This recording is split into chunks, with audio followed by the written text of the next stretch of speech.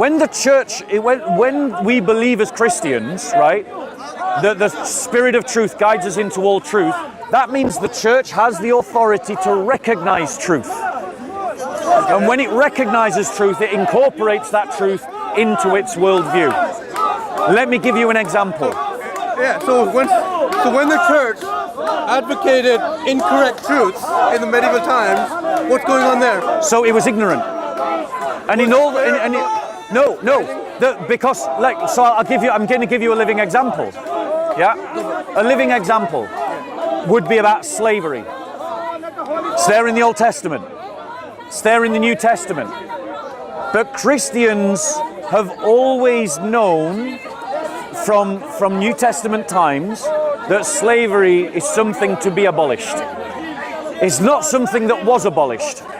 Christ said, I have come to set the captives free. He's talking about slaves, right? So the church, insofar it was able, would set slaves free, but it couldn't go against the whole economy any more than you and I could suddenly stop using money. Okay. Right? But as time goes forward, the church learned that there were other ways to organize economy.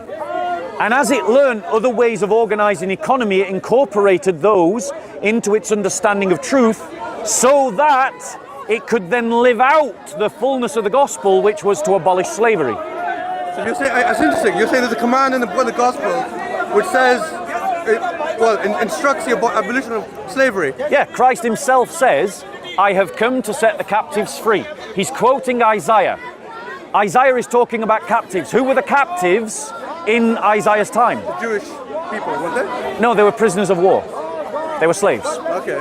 Yeah? So when you defeated someone in battle, you took them as slaves. Yeah. So when Christ says, I have come to set the captives free, he is saying that this very words that Isaiah gives in prophecy are now fulfilled in him speaking. What do you know roughly what I'm curious about that.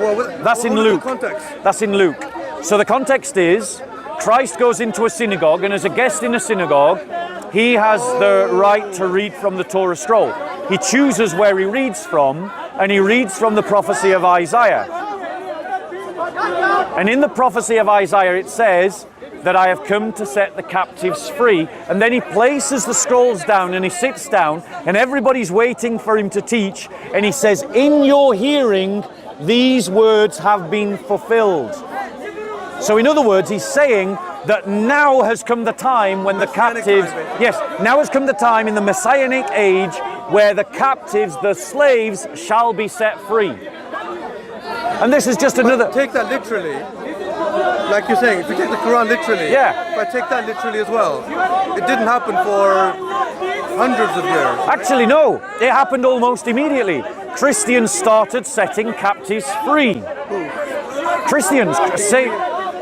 I'll give you some examples. The New Testament. No. The history of the church isn't just the New Testament. I agree with that. So in the new, you're saying immediately. I will give you. I'm literally going to do that. Literally going to do that. £5,000. But you're looking at least a gap of about 100 and odd years, a century at least, isn't it? My only point is, you take the text literally, and you take anything Jesus says literally, it too will become nonsensical. That's my only point in all of this. I agree with a lot of what you're saying. Right. Bear with us. Bear with us 1 second. Go for it. Right. It might take me a minute.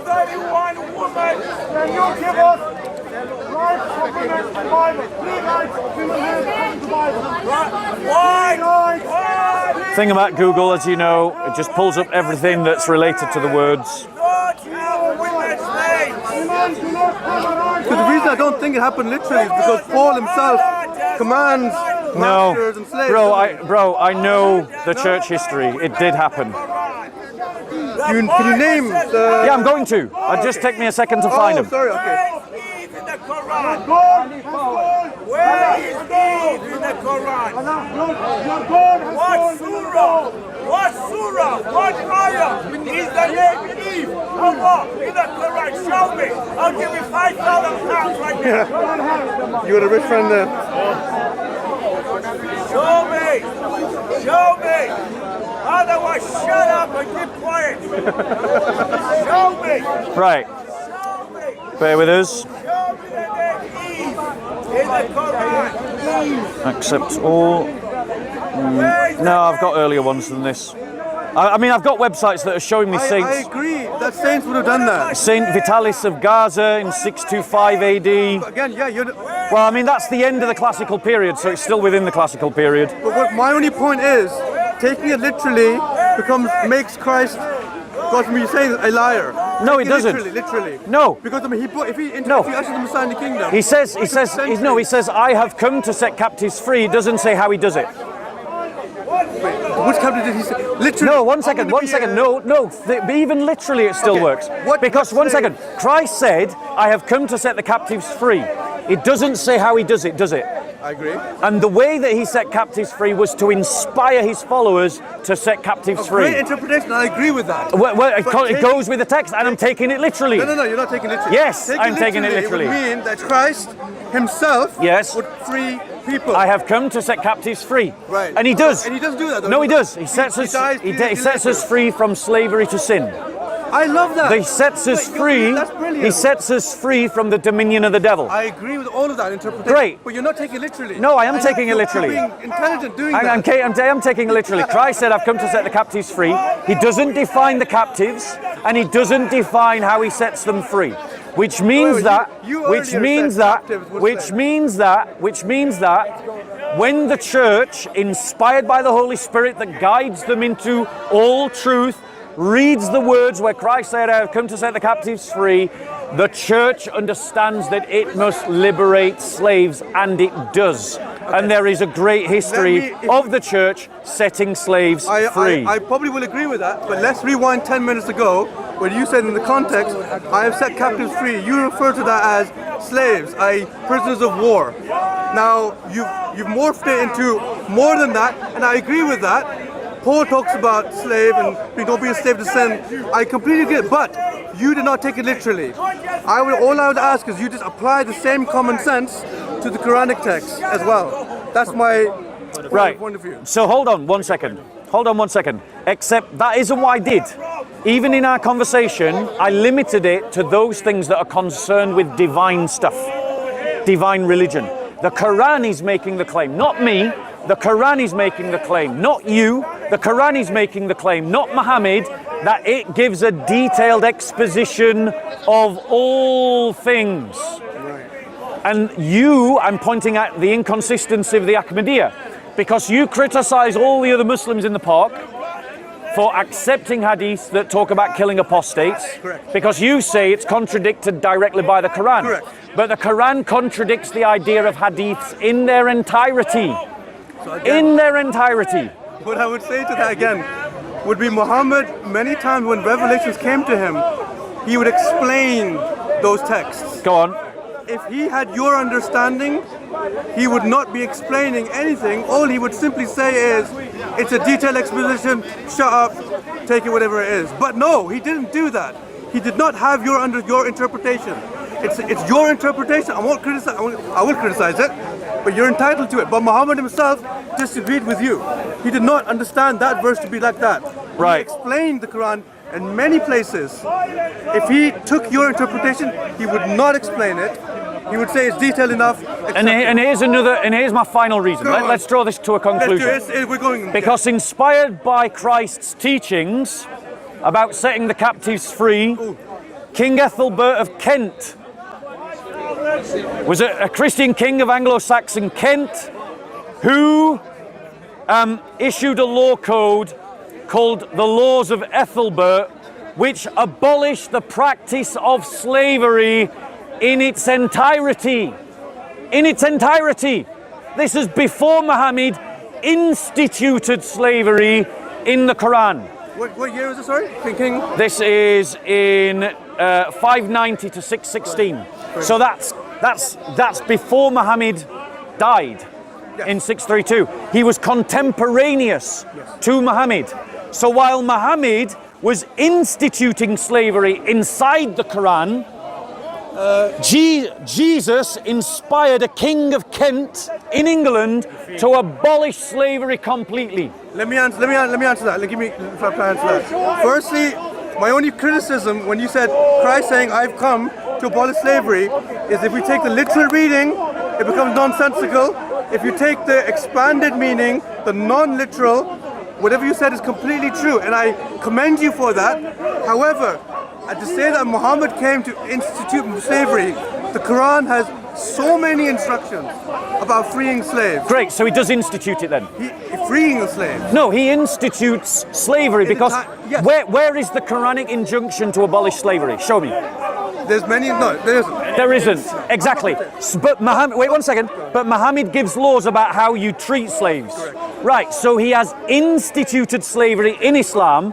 There are rules about how you treat slaves, but there is no command to abolish slavery. I'll answer that. He went within the time, the norms of the time. He went with the norms of the time, I agree. He went with them. Now, in times of war, you took in prisoners of war, Yep. they became slaves. Yep. But throughout the Quran and throughout, he himself said, treat them as you treat yourself. 1 second. Yeah, go on. Yeah, go on. Treat them as you treat themselves, as yourself. That's not in the Quran, but he said that himself. But then throughout the Quran, there's so many passages that talk about freeing slaves. It's part of our pillars of Islam. Zakat is freeing slaves. It's so commended.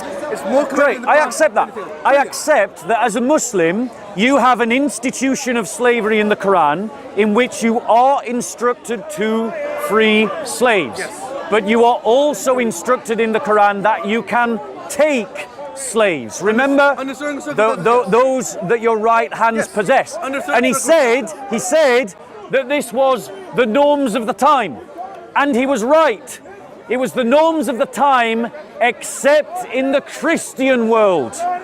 Because in the Christian world, in the 7th century, not only was there no slavery, but where there was slavery, Christians were abolishing it. Right? And I have given you an example. King Ethelbert of Kent, 560. England. Now, hold on. Yes, one king of England was better than Muhammad because one king of England abolished slavery at the time Muhammad was instituting slavery. But you said Christianity. Which is better, for setting slaves free or taking slaves captives? Setting slaves free is better. Right, 1 second. King Ethelbert abolished all slavery.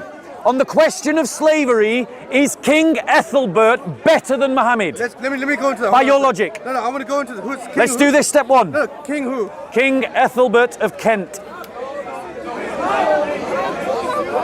You need to look up the laws of Ethelbert.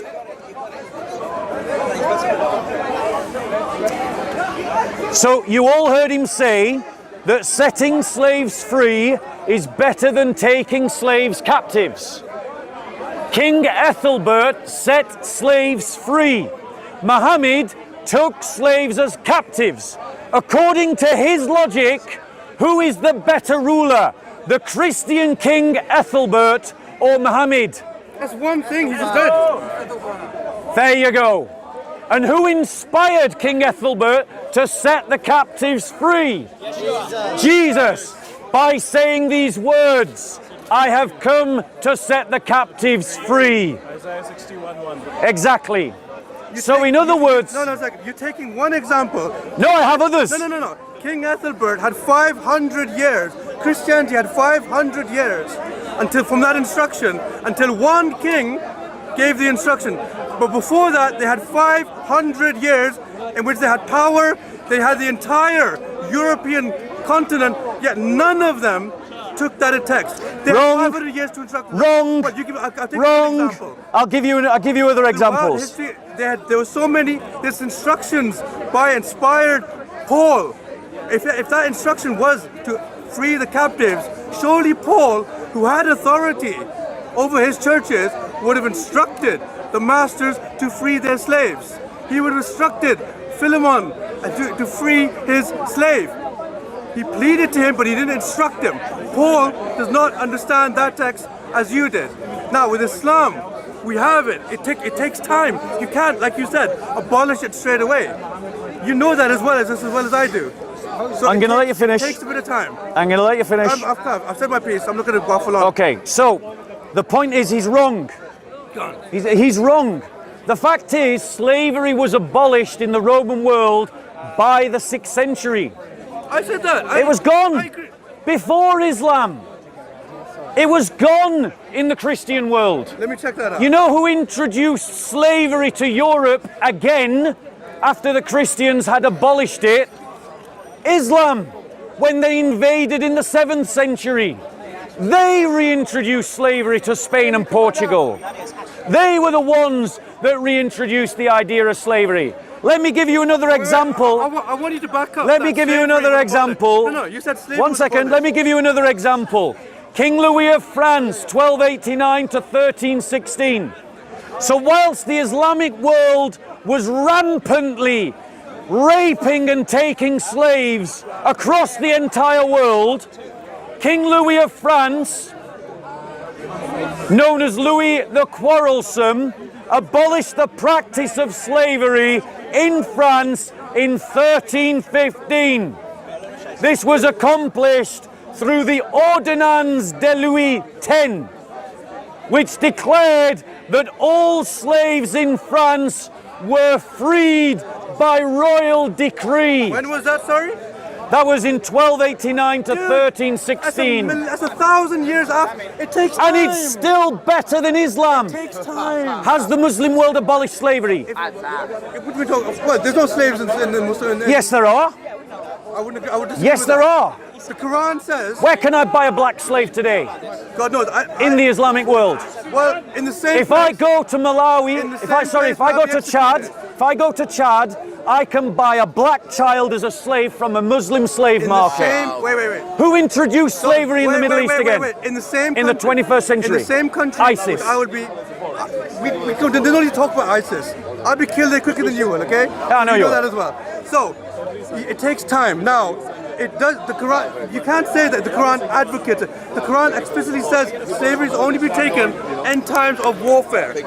I cannot go ahead and take somebody as a slave. So you can take someone as a slave. In a state of warfare. There you go. So you can take someone as a slave today. Just like a prisoner of war. So if there was a war, there's a prisoner. so if there is a war, prisoners of war. you are saying you can take slaves today. And the prisoner, if they are taken prisoners, They can be slaves. Yes. And- Yes. and- There you go. And you're doing that because of Muhammad's teaching. Let me finish. Thank you. Let me finish a bit. Okay, let me finish a bit. Yeah. In times of war under Islam, yes, you can. How should you treat them? Nothing like the prisoners of war in this country. But you have to treat them like yourself. Feed them like yourself. Clothe them like yourself. But not. Let me finish. Go on. Have them like yourself. But throughout the Quran, it is advocated so strongly everywhere is to free them, free them, free them. So that is a brilliant instruction. It is more humane than anything else. Show me how prisoners of war in Christian nations, the prisoners of war were treated just like their masters, were treated with the same food, the same clothing, as instructed by Muhammad himself and throughout his companions. Brilliant. So what you all heard here today was that the Ahmadiyya Muslim is saying that you can own another human being as a slave. I said what I said. That's what he just said. I didn't say that. That is what you just said. A prisoner of war is the same. It's a slave. What's the The difference? one that your right hands possess. What is it? That's what the Quran says. What is One it? second. You asked me to give you saints from the Roman classical period who set slaves free. So here's a list. Saint Melania set free. Century? Look it up. Saint Melania set free 8,000 slaves. How many? 8,000 slaves. Saint Ovidius of Gaul set free 500 slaves. Saint Chromatius, a Roman prefect under the Emperor Diocletian, set free 1,400 slaves. Saint Hermas, under the prefect under Trajan, the Emperor Trajan, set free 1,200 slaves. Saint Augustine encouraged the clergy in his rule to set slaves free. Saint Constantine instituted the death penalty for those who took slaves. Saint Justinian abolished all the laws hindering the freeing of slaves. Saint Lactantius, in his divine institution, stated, "No slaves, there are no slaves in God's eyes." Saint Chrysostom stated, "In Jesus Christ there is no slave, and therefore it is not necessary to have one. Buy them, teach them, and release them." In homily 40 on 1 Corinthians 10. Let me say my feeling. Saint Patrick in Ireland condemned the slave trade. Christians fought in the Islamic world to abolish the slave trade. right. The Barbary pirates only stopped taking slaves in the 17 and 1800s when the British, the French and the Americans bond them into submission. That is what stopped slavery. And as you heard, he was saying Muhammad instituted slaves and you could own slaves like the Barbary pirates in times of war. Say that. Let me say that. Let me say what I said. Defend yourself. All the examples you've given are centuries after Jesus' destruction. Paul, let me say my piece. Paul did not agree with any of that. He himself instructed masters to treat their slaves well. He did not tell them to free them at all. If you want to talk about slavery examples, why don't we look at the Crusades, where Christians came, and yes, they didn't take slavery, they just destroyed and annihilated all the men, women, and children in Jerusalem. And what did Salahuddin do? A Muslim. He freed the entire nation. So I can pickpocket examples as well, where Muslims have done great and freed thousands and millions of slaves as well. We can both play that card. But you've given me one text in your book which fellow people have not agreed with that. Your Paul has not agreed with your interpretation. Yet with us, I'm saying a prisoner of war Is a slave. Is a slave, which is the same thing. Is a slave. Is the There same you go. thing. But we are not to treat them like a prisoner of war. We are to treat them as we treat ourselves. We are to feed them with the same food. They sit with us. They're clothed like us. But you own Treated them. like us. We free them. No, Just like a prisoner. no. Wait. You free them under certain circumstances as penalties for certain crimes. No. We are instructed to free them all the time. But you, Charity, all the time. and this is why the Islamic world has never had an abolition movement. I don't care about what the Islamic world, the Islamic world will kill me at a time. I know. Let's stick with the I know. Quranic text. The Quranic text says that you can take slaves. Okay. Can you trade your slaves? Wait. Did Muhammad trade slaves? Wait. Did Muhammad trade What is slaves? the difference between a prisoner of war and a slave? Did Muhammad trade slaves? Yes. Yes, there you go. Muhammad traded slaves. Let me ask you. This country goes into war. They take prisoners of war. What's the difference between that and a slave? You tell me. Right, here's the difference. Go on. We have a tradition of taking prisoners of war. But, How did you treat them? no, 1 second. But when the war ended, the prisoners are released and allowed to go back home. No, 1 second. I don't agree with that. No, 1 second. Now, you mentioned the Crusades. Go on. You mentioned the Crusades.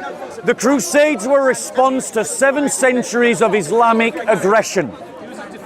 They were a necessary response to Islamic violence and Islamic invasions of Christian land. Give me an example. Now, what do you mean an example? Muslims invaded Egypt, they invaded Morocco, Algeria, Spain, Portugal, France, Italy, the southern coast of Dalmatia, Armenia, Turkey, Syria, Palestine, Israel, all before the First Crusade. No, also you lied. Also you lied. Because you said the Christians just went in there and destroyed everything. Yes, there are some examples of that, but the reality is the Crusader states would never have succeeded for 200 years if they had just decimated the local population. The reality is that the vast majority of the citizens of the Crusader states were the people that were living there before the Latins arrived. And even Muslims themselves said that the Muslims inside the Crusader states were treated better by their Crusader overlords than the Muslims in the Muslim world. I don't agree with that. That is literally what Muslim travelers have said. Can you show me, wait, are you denying the fact that when the Crusades invaded Jerusalem, took control of it, that there was not a massacre of men, women and children? Are you denying that? The massacre is, historians believe that the massacre is exaggerated. Dr. Schrader, there you go, I gave you an historian immediately. What? Which historians? Dr. Schrader. Also, A Christian? I don't know, you tell me. yes, he's a Christian. So against Historians, all the other historians. yes, historians. Historians disagree. Shall I tell you why they believe that the massacre is exaggerated? Because the stories about the massacres talk about blood going up above the ankles of the Crusaders. Of course, that's an example. That's an Of exaggeration. course, there you go. It's an exaggeration. Of course, you're not going to have rivers Thank of blood. you. But exactly, it was an exaggeration. But the massacre. Am I denying massacres? No. Right, so there you but go. what I'm That's saying what- is I didn't lie, did I? your characterization. You Yes, said I lied. it was a lie. Your characterization of the Crusades is entirely false. They were massacres of men, women, and children. And you're saying when Muslims Christians- never did that? No, I'm saying I'll give you. What about what you can Muhammad pick did at the examples. Kaaba? You can pick examples. What did Muhammad do at the Kaaba? What did he do to the Jews at the Kaaba? Which Kaaba? What does that mean? I So don't- when he defeated the Jews of the Kaaba, the Banu Quraysh, what did he do to the Jews? He allowed 900 of them to be massacred. Banu So here you Qurayza. are. Banu Qurayza. What, the Qurayza, Sorry. they were massacred, were they not? Men were massacred. They were massacred. So he's condemning the Crusades, which means that he should condemn Muhammad. Was Muhammad wrong? Let me answer. Was Muhammad wrong? There you go, the double standards. Let me example. Let me. I am comparing an example where the Crusades, the Christians, just like how God and Jesus instructed Joshua to kill men, women, children, rip out babies from birth. That is explicitly forbidden in Islam. Yes, warring men were killed at the time of Muhammad. The victory, you know. But the women, the children, they were not massacred. Yeah, like the they were Christians- taken as slaves like the and Christians raped. done. Where? Yes. Show me that. Yes. Give me an example. So look, right. So firstly, let's just correct something. Go on. Notice that from his logic, Muhammad is no better than a Crusader. I didn't say that at all. The Crusaders way massacred better. and Muhammad massacred. Muhammad killed Muhammad fighting men. allowed 900 captives Fighting men. to be massacred after the Muslims had won. Fighting men. The war was over. Say fighting The men. war was over. But say. Was the fighting war men. over? Yes, we There you go. Yes, they had been defeated. So these were 900 unarmed men. 900 men who were not fighting. And Muhammad allowed them to be massacred. Okay, let me answer that. No, ladies and gentlemen, no, I'm not finished. Okay, I will. I know I'm not after that, finished. yeah? No, ladies and gentlemen, what happened to the women and children? I'll tell you what happened. Muhammad allowed them to be taken as slaves.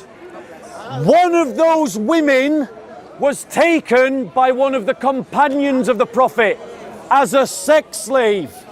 And Muhammad heard about this and heard about her beauty and commanded that this sex slave should be given to him. Can you name her? Sorry, I forget. I will name her in a short second, yes. Ladies and gentlemen, within a few days of just seeing her father and her brother and her husband killed, she was having to have sex with Muhammad himself. How many of you women here, when the people that have just killed your father, your brother, your cousins, would want to have sex with the man that just had them killed? None of you would. Why? Because it ain't normal to do that. But Muhammad had sex with a woman who was in mourning for her entire family, and the Muslims themselves were so scared of what this woman might do to Muhammad that one of them stood outside of the tent with a sword to come and protect Muhammad in case the woman tried to kill him. Does that sound like consent, or does that sound like rape? Let me respond. Okay, so you talk about Banu Qurayza. Give me a second. What happened? There were 3 tribes. What Bob doesn't do is give you the context of the whole thing. He gives you one little snippet, forgets the whole historical context. There were 3 Jewish tribes in Medina. All 3 of them betrayed Muhammad. The first one betrayed him. What did Muhammad do? He told them, he exiled them. Get out. He let them alone. The second one, the Banu Nadir, what did he do? He let them free. All of them. What did they do? They went to the Meccans, his enemy, incited hatred, caused a war. They came back and fought against Muhammad. Third time, what happened? Yes, Muhammad said, that's enough. I can't deal with you people. I let you go, you come and fight me again. No, I will now, men will be killed because they constantly broke their treaties many times. They attempted his assassination twice. Obviously, he's not going to let them free. He killed the men, he took the woman as prisoner. That is far better than what Jesus and God and Yahweh instructs Joshua. When Joshua took over the cities, he put to the sword men, women, children, animals. Babies were slaughtered under the command of Yahweh / Jesus, who follows. So take this in context. I'll explain really well. All the other stuff about slavery, I think God, I'm not sure where he's getting all these sources from. Can I say something? No. We're having a conversation. I'll debate you in a second. I want to finish my debate with him. No. 1 second. No. Me and you. No, I'm not giving him. I'll debate you second. No, I will debate you later. I'll debate you later. I want to finish my conversation with him. Right? So let's just be clear, ladies and gentlemen. Because the thing is, there is a lot of ignorance about Christianity. Okay. Most people in English culture don't know the first thing about Christianity. Nothing. So they hear about a story from the Old Testament and they don't understand how Christians use that story. That's right. Christians believe in a covenantal system. Christians believe that God established a new covenant in Christ. And in that new covenant, he will not be able to show me any actions of Jesus that match the actions that I am condemning about Muhammad's behavior. And I have the story of Safiya here. Okay. Ladies and gentlemen, the faith that I am calling you to is the faith of the new covenant, Right. not the old covenant.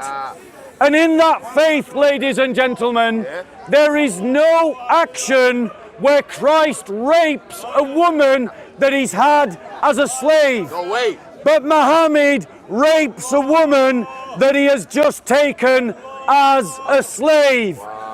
Muslims uphold Muhammad as the example to follow. Right, yeah. Christians say follow the example of Jesus. Right. And just as earlier in this debate, he admitted that it is better to set slaves free than to take them as slaves, and therefore Christ and his followers who set slaves free are all better than Muhammad.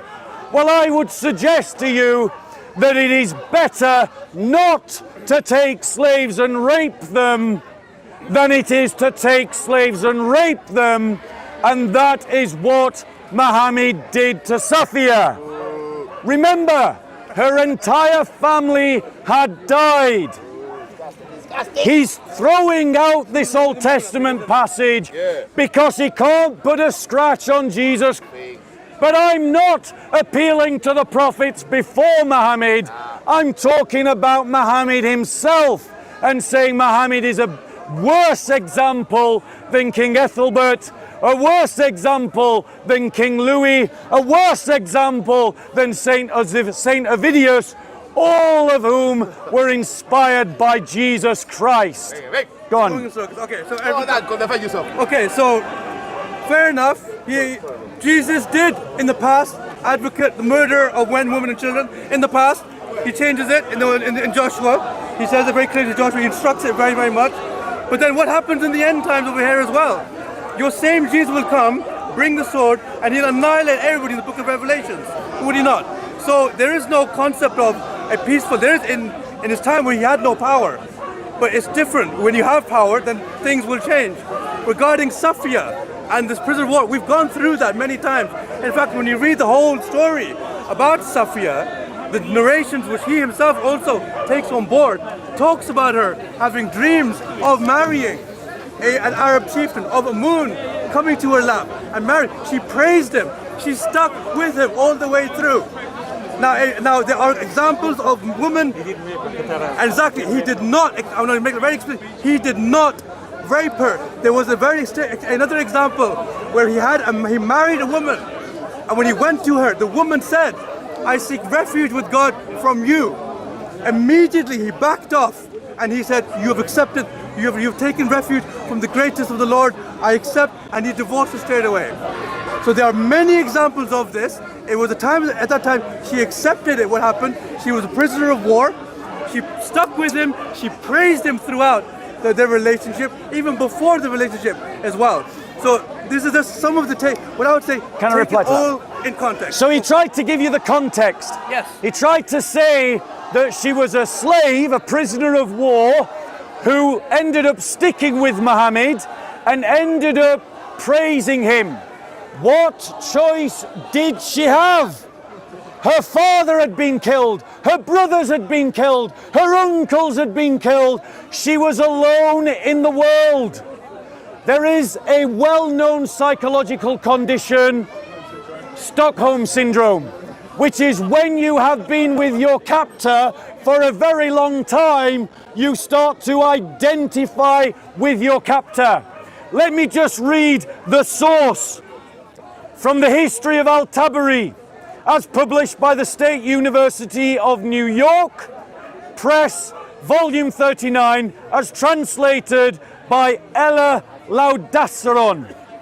Ibn Umar, Kathir bin Zaid, Al-Walid bi Rabah, Abu Hurairah.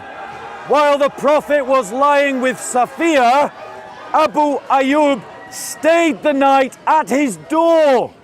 When he saw the Prophet in the morning, he said, "God is the greatest."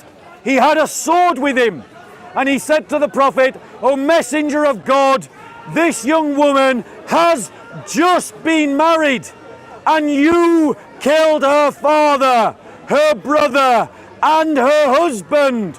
So I did not trust her." And you, Prophet, laughed and said, "Good." So in other words, imagine the scene. This poor woman has just seen that Muhammad had her father, her brother, and her husband killed. And now, powerless, defenseless, and with no allies, the man that has just killed her entire family wants to have sex with her. No woman watching this is going to take seriously the suggestion that she opened up her legs and went, "Yes, Muhammad, yes." That is completely ridiculous. This was a woman that was afraid, that was powerless, and that was a captive. And I can completely believe, after years and years and years of being raped by this man, night after night, that she did identify with him, and she did think of herself as one of his wives. But that is not how the story started. And ladies and gentlemen, the Muslims themselves were scared of what she might do to him because of what he did to her family. And what does that tell you about the context of the night of marriage? No, he's talking. I'll say one more thing. My camera's pointing there. I'm going to No, hold on one second. You're not jumping into this conversation. Me and him. Right, You're no. fabricating a lot of Right, so he's. Are you running? No, I'll say. Right, you finish what you wanted to say. Finish what you wanted to say. Bob, we don't run. Finish what you wanted to say. I reject that narration from Tabari. If you know Tabari, he narrates all his sources in the beginning of volume 1, in the introduction. He has the isnad of all of his sources for later scholars to critique. I completely reject that. Now, Prophet Muhammad never, ever, ever forced himself on anybody. As the example I gave, where he went to a newlywed wife, she sought refuge, he backed off. And there are so many examples. He would never, ever do that. So the whole thing about him forcing himself is completely, we reject it, completely fabricated. Now I do bring it back to where your God instructs your people to not only massacre men, women and children. Sorry, my people, who are my people? I said your God instructs, no, I didn't say your people, I said your people? Yes, you did. You're the enemy, okay? So your God instructed Moses to take the young women as sex slaves as well. There, pure instructions there. And then later on to Joshua. Show me. Show me where it says take them as sex slaves. Take them as slaves, the young women. Kill all the young men. Yeah. Kill all the men. You're desperate to get into this. I've said I'll debate you later. Correct you. Yeah, that's great sound bites, but we're going to talk about something else. No, I'm going to talk We're going to talk about something else. No, We're going to talk about Muhammad's other sins. No. We're going to talk about Muhammad's other sins, me and you. We're going to talk about the lies of Bob. That's what we're going Right, ladies and gentlemen, while he's finding the passage. Numbers 31. Right, go on. Where does it say sex slaves? Hold on a second. So. Where does it say have sex with them? Where does it say? That's what we're looking Where for. does it say that Muhammad had sex? Yeah, tell us that. Hypocrisy. I'll show you. I'll show you. Show us where the word I'm sex going to show you. Moses told his men. Yeah. He told them to kill all the women. Yes. Who were not virgins, but to keep the women who were still virgins. Numbers 31. He's not quoting the Bible. I'll quote the Bible exactly. That's the thing Moses did out of anger. No, Oh. Okay, he's not fair quoting the Bible. He's quoting Wikipedia. enough. Numbers 31. Bob, this. It's Old Covenant. It's Old Covenant. Well, okay, just you said. Numbers 31. He's saying he's justifying it. Right, 1 second. Numbers 31. Let's go to this. Just want to keep an eye on my Christian brother over there. So, This mic. Moses was very angry with officers of the army. This 14. Okay? Yeah. Moses said to them, have you let the woman live?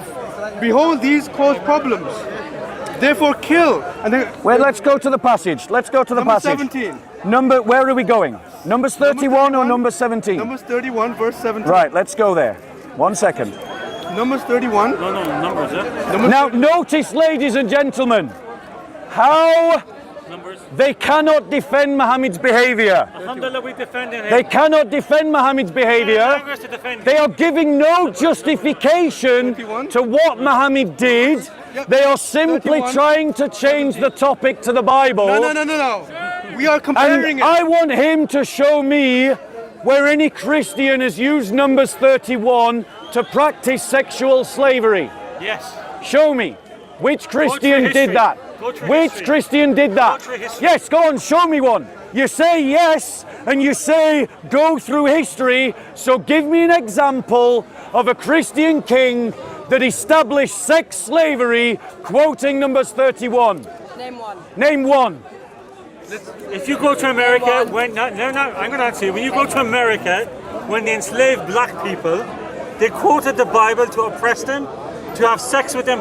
Fact. Ask any African American what was done to them, and they used the Bible to do it. Right, so now let me correct him again. Well, Pick out, no, 1 second, you allowed him to jump in. Let me correct him again, because now I'm going to expose the lies of the Muslims against the Christians. The Bibles that the Christians in the southern states of America gave to their slaves were called slave Bibles.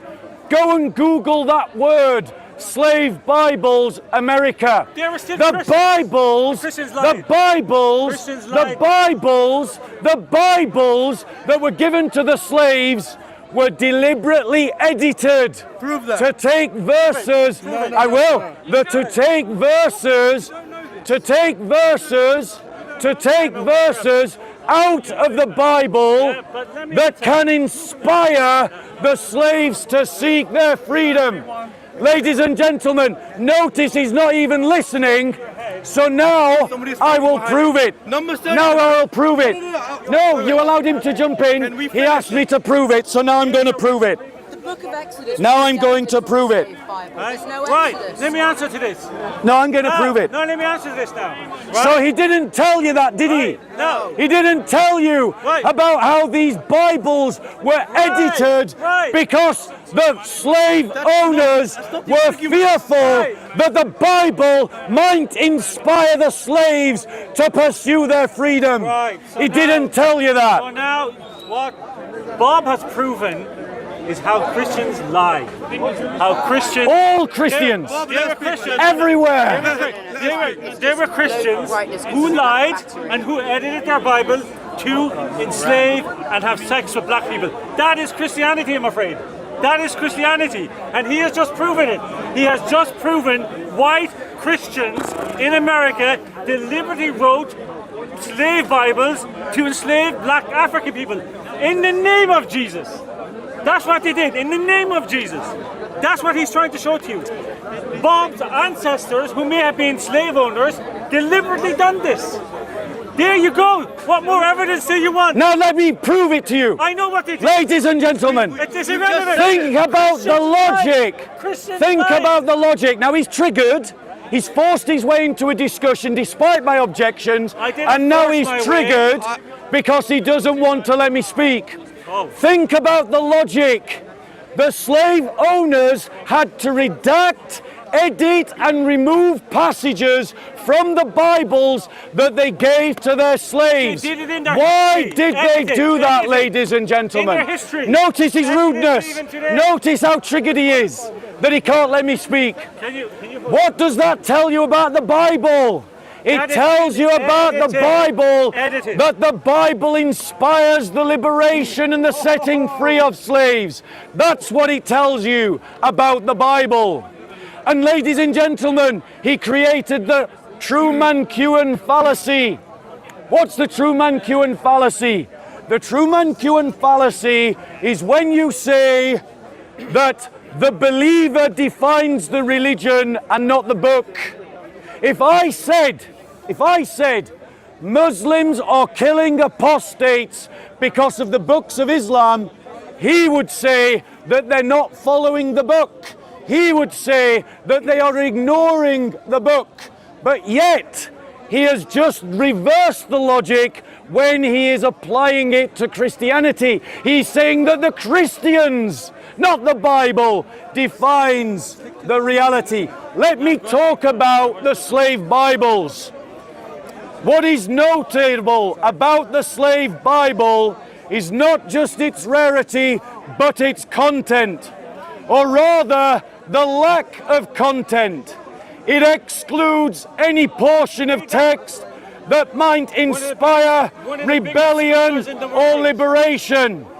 Anthony Smith, an associate curator of the Bible and Religion in America at the museum, says it's the first instance of this abridged version. Now, I will interrupt this man whenever I please. But notice how he will complain about my interruptions, despite the fact you've all witnessed him interrupting me incessantly. He will now complain. Compare this to the surah of the Quran that says forbidden to you to have sex with are categories of women, but one of those that you can have sex with are the women that your right hands possess. The Quran legitimizes sex slavery, and that is what is in the Quran. And now I will show you in the Quran, because every time he calls me a liar, I am proving him wrong. Never called him a liar. Deuteronomy 22 verse 25, and I refute it. Deuteronomy I 22. Pull it up for me, bro. Pull it up for me. I never called him a liar. That's a lie. Go to that verse about the No, you allowed him in. I'm now talking to him. Which verse? You gave up this conversation. You allowed him. I objected to him coming into this debate, Excuse me. and you let him in. So I now, came in only one Surah, right? because Bob So was not telling the truth about Prophet Muhammad, and I refuse to stand here while he insults him at the level that he does, which shows, by the way, the unethical, uncivilized mind of Bob. Is it insulting to point out that someone took slaves? Is that an insult or a statement of fact? You did go on a bus. It's a statement of fact. They are insulted Christians because have slaves. they're better than their prophet, and they themselves would not take slaves, which just goes to show that Muhammad is a ridiculous example to follow, and that we should be following Christ, who at a time when slavery was normal, never took a slave. Christ enslaved people as God. They know, written in the whole Old Testament. Your God, Jesus, allowed slaves. Where? In the Old Testament. Wow. And don't give this Numbers nonsense. 31, we just said it. Yeah, read it. And So- don't go on this thing about Old Covenant, New Covenant. If Jesus is God, So, ladies and he gentlemen, didn't know what he was talking he about. asked me to show you from the Quran where Allah permits the taking of female sex slaves. Here it is. Are you listening? Those who have been wives of your sons proceeding from your loins, the two sisters in wedlock at one and the same time, except for what is past, for Allah is oft forgiving, most merciful. He's giving a list of women you cannot have sex with. Ask him. Right? Surah 30, Surah 4, Ayah 24. And in Ayah 24 it goes on to say, also prohibited are women already married. Listen to the next words. Right. Except those your right hands possess. Marrying them. Your right hands possess What is is an example of slavery. Now let me answer this if he allows me. Let's read the verse. And forbidden to you are Oh wait, married... are we not doing interruptions? I thought you were finished. Sorry, I apologize. I thought you were finished. Okay. Let's start again. So do we agree not to interrupt one another? Yes, I thought you were finished. Do you apologise for your earlier I do interruptions? apologize. All right. But, right, now, let me read this. And forbidden to you are married women, except such as your right hand possesses. This has Allah enjoined on you, and allowed you are those beyond that, and you seek them by means of your property, marrying them. So in other words, the people in your right hand possess, you must marry them. So this is what Bob doesn't show you, that you marry them, right? That you marry them, Not committing fornication. and not committing fornication. This shows that Bob has lied to you, has deceived you. He is deliberately not showing you the truth about the Quran. So let me read it again, right? Yes, let him read it again. and- He's just hung himself. He's just hung himself. Alhamdulillah, right? And forbidden to you are married women, except such as your right hand possesses. Yes, married women, except that your right hand this possess. This has Allah enjoined on you, and allowed you, and those beyond that you seek them by means of your property. Marry them properly, and not committing fornication, and for the benefit you receive from them. Give them their dowries as fixed, and there is no blame on you what you do by mutual agreement after fixing the dowry. Surely Allah is all knowing. Okay. So where have I hung myself? This person, I'm gonna tell him. Bob, now let me finish now. This person, Bob, has deceived you like Lucifer, right? Did not mention any of this to you. He said that he took them as sex slaves. Look, Quran does not say that. It says you must marry them properly, give them dowry, no fornication. Allah, alhamdulillah. Right, so now let me reply. This proves Bob. Let me reply. Let's read it carefully. Listen carefully. How more careful can you read it? Also prohibited are women already married. So Allah is saying that you can't have sex with women that are married, right? We're all clear about that. Where's sex Oh, coming into this? stop interrupting. Where's sex? Stop interrupting. Not in the Arabic. Women already married, except those whom your right hands possess. So if a woman that is married, you possess, that means that Muhammad is sanctioning adultery. It gets worse, ladies and gentlemen. And then it goes on. Listen, thus hath Allah ordained against you prohibitions. So he's laying out boundaries. Except for these. Now, except for these means those that I mentioned earlier. So in other words, he's not talking about the same category of people. He's not talking about the ones that your right hands possess. It says, except for these, all others are lawful, provided you seek them in marriage. So in other words, what the Quran is actually saying is that all women, except for certain familial lines of marriage, and the slaves that you possess, are prohibited in marriage. But apart from those groups, anyone else you can marry. That's actually what the text is saying. So, ladies and gentlemen, it is not that I am lying to you, it is him that's lying to you. I'll read it again. Thus Allah hath ordained prohibitions against you, except for these. In other words, those that I was talking about earlier, all others are lawful, provided you seek them in marriage. So in other words, it doesn't include the ones that your right hands possess. I'm not playing fast and loose with the text. He is playing fast and loose with the text. Bob, give the reference. No. It's there, look. So what? Except for these, all others. It's the same one you read. Yes, all others. So let me now correct Bob. It's not in the Arabic. No. First of all, he does not know Arabic. Do you? Yes, I know Arabic, alhamdulillah. Right? Okay? Sex is not mentioned in the Arabic. This is a deliberate teasing lie. And let me read it again to you. Now, maybe Bob, and forgive me, Bob, for saying this, but maybe Bob needs a lesson in the English language. Okay? So let's read it from the Quran in the English language. Right? And forbidden to you are married women. Pretty understandable. Except such as your right hand possesses. So there's the adultery. Right? No. There's the adultery. This has this about what your right hand possesses. This is about this. Those that are married, that your right hands possess. No. There's the adultery. You said you wouldn't interrupt. But you interrupted me. No, I did interrupt you. You did. I fulfilled my promise. Right? Okay, no interruption from now on. Right? No, I had my he interrupted camera me. He can't complain if I interrupt. And forbidden to you are married women, except such as your right hand possesses. That means they're allowed to you. Right? This has go for it. died on you and allowed you are those beyond that. That if you seek them by means of your property, meaning the slaves, right, marry them.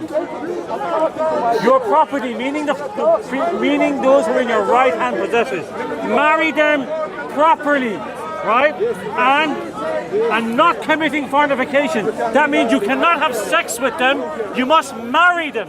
Giving the dowry Right? as well. And the dowry. So Bob, I'm sorry, either he doesn't understand English, which is obvious he doesn't, and he certainly doesn't understand Arabic, right? So this proves that those slaves of war, the same as the Old Testament, those slaves of war were allowed to marry. They must be married. They had to be married. There was no fornication allowed with them. This is the actual what the Quran says. And so unfortunately, Bob is lying to you again. It's in English. If you want to, I can show you in Arabic as well. Okay, so ladies and So gentlemen. as you can see, Bob has lied. This is the Quran. I've read it to you. It's chapter 4. You can read it for yourselves, and you can come back and ask Bob why he needed to lie. So, ladies and gentlemen, let's be clear who is lying. Read the verse again. It says. 1,000 times. Oh, there you go interrupting. Right, read this. Here. There you go interrupting. There you go I'm giving you my interrupting. Quran. Surah 4, ayah 24. Right? Let's just read it in its full context. Right? It starts in 23. Prohibited to you for marriage. So he's talking about who you can't marry.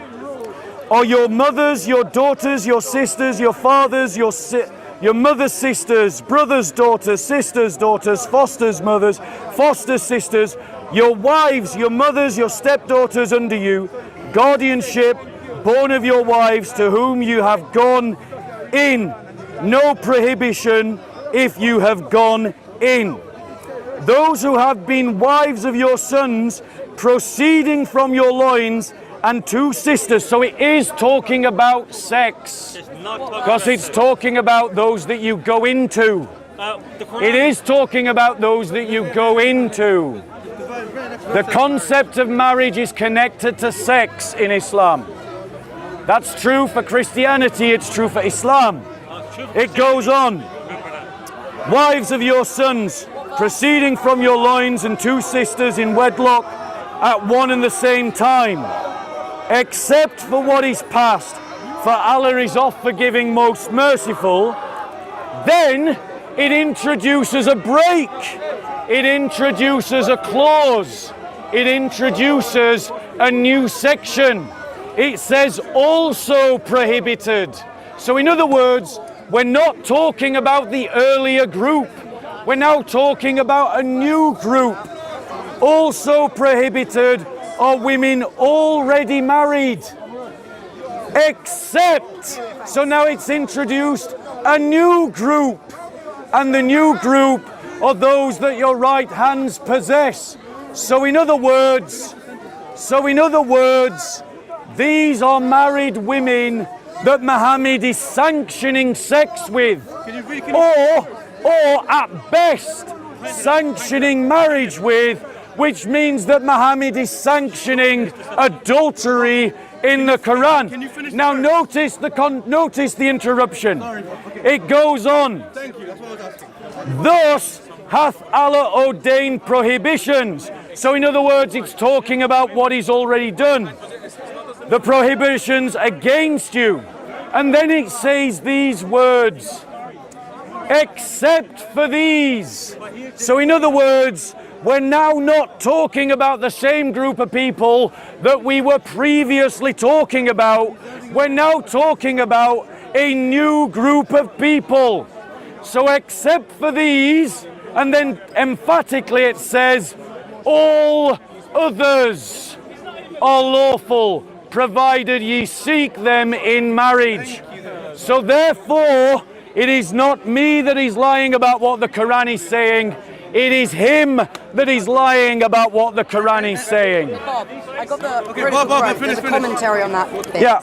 You can have it. You're going in circles. Let the listeners just read the passage. It's very clear. Bob is introducing his own reading, his own interpretation. Now he's going to bring us ancient commentaries that we don't accept. Yeah, I just want to read an ancient commentary, a classical commentary. Allah forbids Muslims to marry women who are already married, except slave girls. Ibn Kathir explains that Muslim men are prohibited from marrying women who are already married, with one notable exception: those whom you acquire through war. For you are allowed such women after making sure that they are not pregnant. Imam Ahmed recorded that Abu Sa'id al-Khudri said, we captured some women from the area of Atwaz who were already married, and we disliked having sexual relations with them because they were already had husbands. So we asked the Prophet about the matter, and this ayah was revealed. Consequently, we had sexual relations with the women. Their husbands were alive. That is rape. It is not marriage. Okay, so here's it, the complete distinct thing. It explicitly says marry them. Of women who were married.